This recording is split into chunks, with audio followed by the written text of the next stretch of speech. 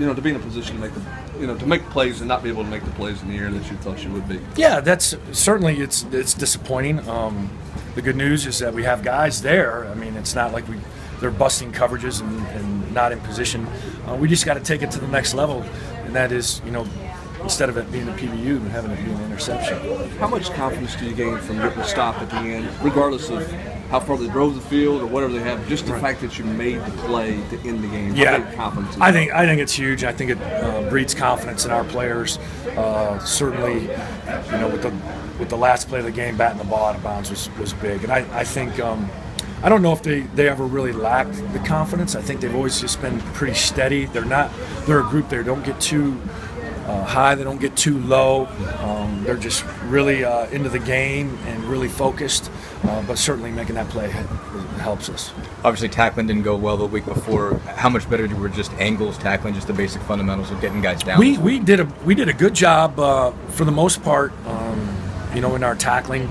We did miss one on the one wrong run. I think it was 66 yards. Mm-hmm. We had a guy right there, and then we missed two other tackles as we pursued to the ball. So tackling in space is really what we need to work on. What did you guys do in the second half to stop the run game? I mean, obviously you had the one long run that you mentioned, the missed tackles, but they had some other stuff going in the run game in the first half, but not in the second. What was the difference? We really didn't make many adjustments. From the first half to the second half, it was pretty cut and dry. I mean, we had guys in position. We had the fits that we wanted. We really stayed with it.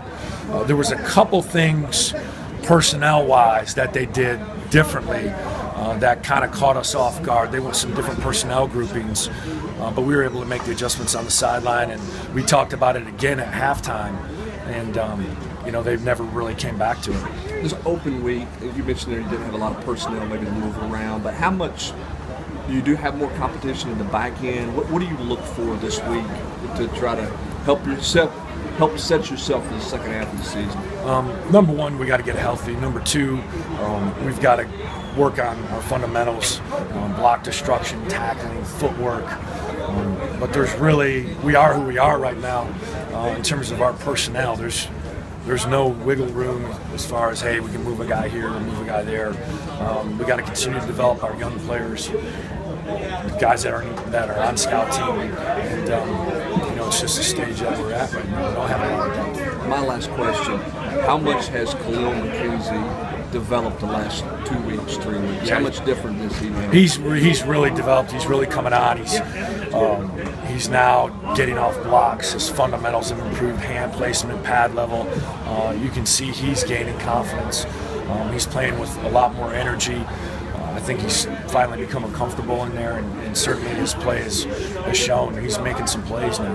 You mentioned in there, you asked about pass rush and talked about how important that is. I guess, what are some things you guys can do to get more out of that? Obviously, don't know when you're going to get Kurt back. Yeah, we don't know when Kurt's going to be back.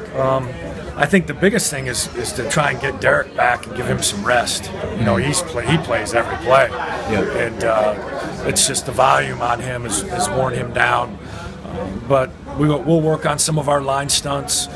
We got to get into some team situations where there's play action and we got to convert, and just continue to bang away at it. There's no real secret. There's no magic formula that you can go to that all of a sudden you're going to get a great pass rush. It's just continuing to work on it and be diligent.